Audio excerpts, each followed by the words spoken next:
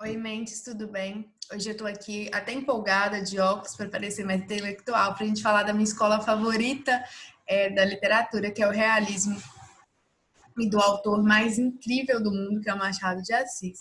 E aí, só para situar vocês, a gente já viu as nossas escolas formadoras, né? Quinhentismo, barroco e arcadismo, e depois o arcadismo na linha do tempo literária, vem o romantismo, primeira, segunda e terceira geração romântica na poesia, e o romantismo na prosa. Só que a gente já tinha feito isso, né? A gente fez o romantismo antes das nossas escolas formadoras, porque o romantismo tem uma incidência bem grande no Enem. Então, essas aulas já estão lá no Class. Confere se você não conferiu as aulas do romantismo, ou confere se você ainda não conferiu nenhuma das aulas, e vamos falar hoje sobre o realismo. O que é realismo?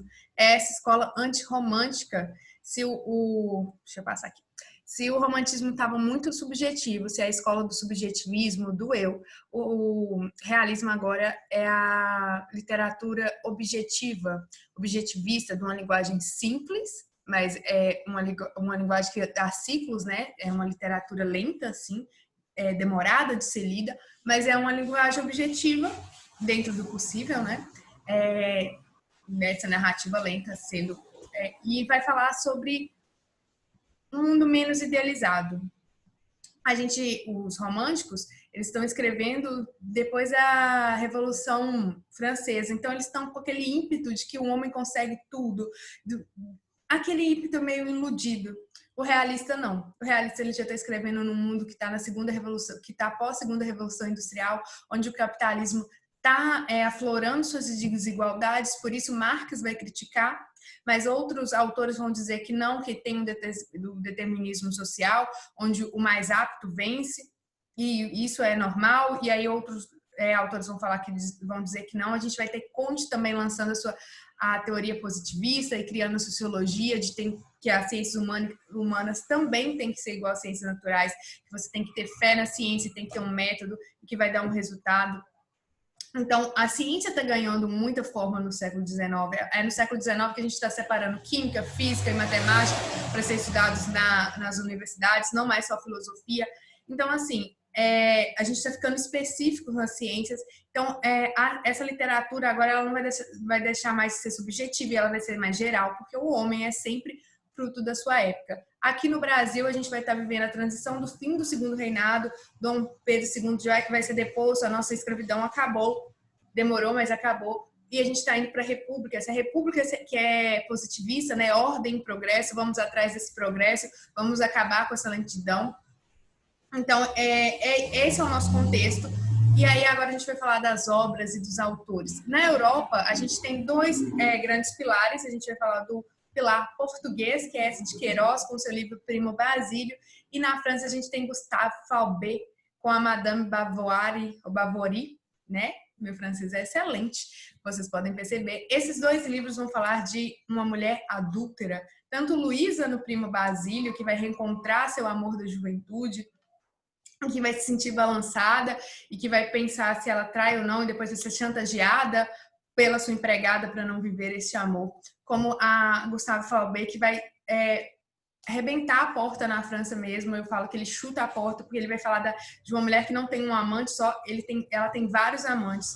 Tem uma cena que choca muito a sociedade da época, que é ela com um desses amantes na carruagem, e eles estão num ato sexual, mas Flaubert não fala sobre o ato sexual, ele fala que a carruagem está balançando, e aí Humberto e Ronaldo, achando que eles tinham sido inovador com o carro parado, sinal de cuidado, cuidado, é motel disfarçado? Não, Flaubert já tinha escrito isso, desses toques que a Emma Bovary fazia no seu amante e fazia aquela carruagem balançar. Então isso tudo choca a sociedade. Os realistas, mas é um choque, mas não é explícito. Os realistas, eles são irônicos, eles são sutis, eles não são escolas explícitas, talvez, né? Um realista não vai escrever uma cena de sexo explícito. Ele vai dar a entender, você vai chegar lá, ele vai conversar com o leitor e induzir ao leitor a isso. Sempre usando de muita ironia, sempre usando uma crítica à burguesia, uma crítica a esse casamento, a esse amor idealizado, que para o romântico o casamento seria o fim, o propósito, o último. Inclusive Iracema morreu, né? Por não ter respeitado ter se entregado antes do casamento, então ela acaba morrendo, porque o casamento é a junção, né, do que se espera de um homem, da mulher. Para o realista, não. O realista vai dizer, será? Ele vai começar a criticar a burguesia e criticar esse casamento, que para ele é um arranjo social, nada mais do que isso. As características gerais, aí, dependente se seja na França, em Portugal, aqui no Brasil, é o foco nas classes médias altas, na burguesia, e elas são bastante criticadas pelos autores. O amor e os outros sentimentos são subordinados aos interesses sociais. No romantismo, eles são o fim, né, porque o homem nasce, é a causa de todo sofrimento. Aqui não, aqui ele é só um passo para galgar uma posição social. O casamento é um negócio econômico, a mulher é vista tanto com suas qualidades quanto seus defeitos. A mulher não é mais idealizada, a mulher já é tocada, e a mulher que toca, inclusive, ela é adúltera. O anti-herói masculino, que é cheio de conflitos psicológicos. Aqui a gente tem o Brás Cubas aqui no Brasil, né? O nosso principal livro realista é A Morte, Memórias Póstumas de Brás Cubas, e a gente tem um herói todo problemático, que tem ações boas, mas que tem ações ruins, e a gente vai conseguir entrar no psicológico. Com Luísa e a Emma também é a mesma coisa. A gente não odeia os personagens, nem os maridos delas. A gente não odeia eles. A gente ora gosta, ora não gosta. Os autores não fazem personagens bem maniqueístas, sabe? Ser ruim ou mal. Não, são personagens com conflitos psicológicos, e às vezes você se perde naquele conflito psicológico. Você fala, uai, mas eu antes gostava, agora não gosto mais. A própria Capitu, você fica assim, mas eu gosto ou não gosto de Capitu, eu gosto ou não gosto de Bentinho. Isso é proposital, tá? Não é para criar esse maniqueísmo que os outros livros têm. A narrativa é lenta, são vários capítulos pequenos, eles vão descrever todas as paisagens, Machado, o próprio Flaubert, eles vão escrever todas as paisagens, a vestimenta, tudo, com pequenos capítulos, então é uma narrativa lenta. As obras têm críticas sociais e ironia, ironiza muitos românticos. A própria Emma, ela lê muito o livro romântico, e numa passagem do livro, o Flaubert fala, né, que talvez são esses livros românticos que façam ela procurar tantos amores, ou seja, é uma crítica, não há final feliz nos livros, ele sempre quebra o paralelismo semântico, Memória Póstumas, Luísa me amou durante 15 meses e alguns contos de réis, ou seja, o tempo e o dinheiro ali quebrando coisas que não rimariam, não combinariam, são do mesmo campo semântico, e eles fazem uma análise pesada, psicológica dos personagens. E agora, no Brasil, a gente vai falar do ícone, do divo, do bruxo, do fundador da nossa Academia Literária, da Academia Brasileira de Letras, o Machado de Assis, o nosso número 1. Ele escreveu 200 contos e 10 romances, ele escreveu muito, Machado. Machado, a gente tem dificuldade com ele, porque a gente lê ele com 16 anos, e aí a gente pensa que é alguém que enrolou para escrever, mas Machado é incrível, gente. Dê uma chance para Machado. É o meu autor favorito, escreveu Dom Casmurro, que é o livro mais incrível do mundo, e Capitu não traiu. Mas enfim, vamos falar um pouquinho sobre Machado. Machado, ele tem um começo romântico, lá para 1772 até 1881, e aí nesse começo ele escreve duas obras, A Ressurreição e A Mão e a Luva. A Mão e a Luva é um romance, tá? Que a mulher já vai casar por interesse, mas ela ainda ama, tá? A sua literatura é, em suma, realista, e ela tem início em 1881 com o nosso principal livro do realismo, que é A Memória Póstumas, de Brás Cubas, desse defunto autor. Agora a gente não tem um autor, um narrador, que ele é defunto autor, ele morreu, e aí ele vai contar a sua história da sua vida na perspectiva dele, julgando o que ele acha certo, mas sem nenhum traquina social, porque ele está morto. Ele não precisa ter traquina social mais. Nas obras, Machado de Assis, ele vai criticar os valores burgueses por meio de ironias e metalinguagens. Ele vai usar um realismo psicológico, então ele vai e volta com... Eu vou ler trechos de Machado, vou deixar isso mais claro, mas ele vai e volta com o leitor, e ele quebra a quarta parede, porque ele vai conversar com o leitor, ele vai conversar comigo, com você, e normalmente ele vai nos xingar, vai dizer que a gente é preguiçoso, vai dizer que a gente quer uma literatura fácil, igual era dos românticos, que a gente não está preparado para os livros deles, e talvez não estejamos mesmo. Eu trouxe duas questões, uma que não é do Enem e uma que é do Enem, tá? Porque o Enem não cobrou muito realismo, mas é muito bom sempre saber. E pode ter um texto lá de interpretação de Machados que você precisa saber das características, que fica mais fácil. Então, vamos lá. Marcela amou-me durante 15 meses e contos de réis. Ó, quebra semântica que eu citei. Nada menos. Meu pai, logo que teve a ragem dos 15 contos, sobressaltou-se de veras. Achou que o caso excedia de raiais de um capricho juvenil. Dessa vez, disse ele, vais para a Europa. Vais cursar uma universidade, provavelmente Coimbra. Quero-te homem sério e não arruador e não gatuno. E como fizeste um gesto de espanto, gatuno sim, não é outra coisa, filho, que me faz isso. Li muito bem Machado, ele está muito orgulhoso ali no túmulo. De acordo com a passagem da obra, pode-se antecipar que a visão de que Machado de Assis tinha sobre as pessoas da sociedade, vou ler de novo, gente, perdão. De acordo com essa passagem da obra, pode antecipar-se que a visão que Machado de Assis tinha sobre pessoas e sobre a sociedade, a esse respeito, assinale a alternativa correta. Se a gente, a gente acabou de ver as características, então a letra A já, o amor é fruto de interesses e compõe o pilar das instituições hipócritas, das instituições burguesas. O amor, se sincero, supera todas as barreiras? Não, isso aí é o romantismo e as histórias dos adolescentes. O caráter autoritarista? Não. Havia medo que a marginalidade? Não. O amor era glorificado? Isso daí também é romantismo. Então, o amor, letra A, o amor é fruto dos interesses, como eu expliquei lá nas características.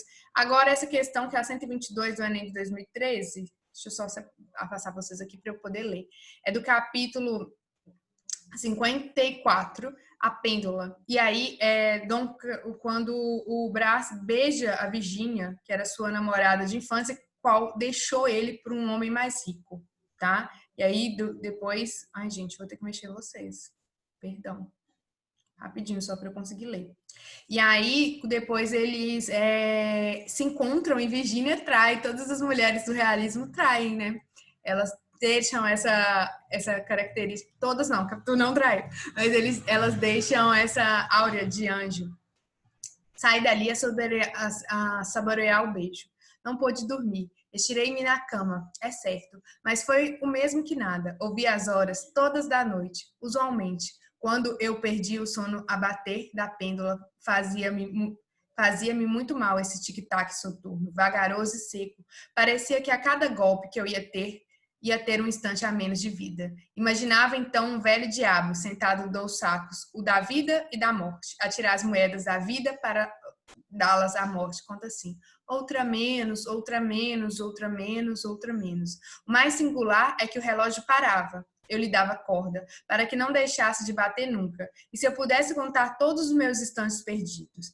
Invenções há, que se transformam ou acabam. As mesmas instituições morrem. O relógio é definitivo e perpétuo. O derradeiro homem, a se despedir-se do sol frio e gasto, há de ter um relógio na algibeira, para saber as horas exatas em que morre. Naquela noite não padecia essa triste sensação de enfado, mas outra, deleitosa. As fantasias tumultuavam cá dentro. Vinham umas sobre as outras, a semelhança de devotas que se aboaram para ver um anjo cantor das procissões. Não ouvia os instantes perdidos, mas os minutos ganhos. Então, esse beijo com Virgínia, a gente pode até falar que é uma brecha romântica nessa obra realista, porque esse beijo com Virgínia, ele faz que o Brás, ele ganhe uma sobrevida, mas ele pensa, olha, o relógio está me lembrando que eu vou morrer, sabe? E está me tirando esse gosto da juventude.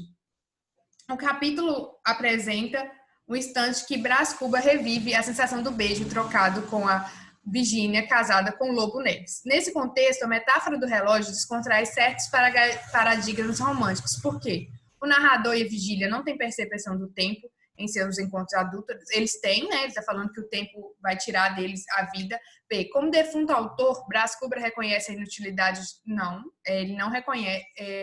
Ele reconhece, mas não é isso que quebra o paradigma romântico, tá? Ele sabe que não tem como tentar acompanhar o fluxo do tempo, porque o tempo vai acabar, porque vai todo mundo morrer, determinismo biológico, vai todo mundo morrer. Só que ele não é isso que quebra o paradigma romântico, até porque a segunda geração romântica está querendo muito morrer, né? Eles acham que morrer faz eles encontrarem um amor, enfim. C. Na contagem das horas, o narrador metaforiza o desejo de Triunfar e acumular riquezas, não está falando sobre isso. D, o relógio representa a materialização do tempo e redireciona o comportamento idealista do Brás Cubas. É a nossa resposta, né? Ele tá lá naquela euforia, naquele momento que realmente, que enfim, até que enfim ele beijou aquela mulher amada, que era idealizada por tanto tempo, que trocou ele por alguém que tinha mais dinheiro, mas que ele conseguiu conquistá-la. Talvez o amor venceu, mas aí ele olha pro relógio, o relógio tá batendo, o tempo tá passando, a vida vai acabar, aquele romance vai acabar. Letra D. Então, é uma questão média, né? Foi considerada média, e a resposta é a letra D. O comentário da questão é isso que eu já fiz aqui com vocês. Agora eu vou ler alguns trechos de Machado e a gente vai ver as características dele. Memória, eu pus duas de Memória de Brás e uma do Dom Casmurro.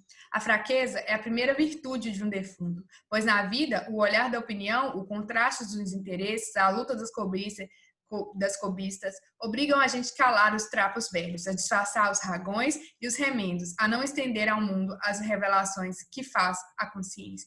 Olha como ele é irônico. Eu precisei morrer para poder falar, porque esse mundo não deixa a gente falar. Então, a fraqueza, ser fraco é a primeira virtude. Isso é a crítica, isso é a ironia machadiana. É esse psicológico do homem que tem revelações de consciência, que vai falar que traiu, que vai falar que ficou com uma mulher casada. É esse psicológico que às vezes se sente culpado, às vezes se sente livre. O capítulo curto, mas alegre, do Brás também, de Memória Póstumas de Brás Cubas, é um capítulo curtinho, mas ele fala assim, ó, talvez espante ao leitor a franqueza com que expõe o irreal sua minha mediocridade. Então, talvez esse leitor está preparado? Não, ele está quebrando a quarta parede, ele está falando com o leitor. E aí também ele volta nesse que eu te falei, que eu já li para vocês, né, a fraqueza. E depois ele vai falar, o Dom Casmurro, quando ele vai falar da Capitu, dá-me uma comparação exata e poética para dizer o que foram aqueles olhos de Capitu. Não me acode imagem capaz de dizer, sem quebra de dignidade do estilo, o que eles foram e que me fizeram. Olhos de ressaca, vá de ressaca. Capitu é isto, uma criatura muito particular, mais mulher do que eu era homem.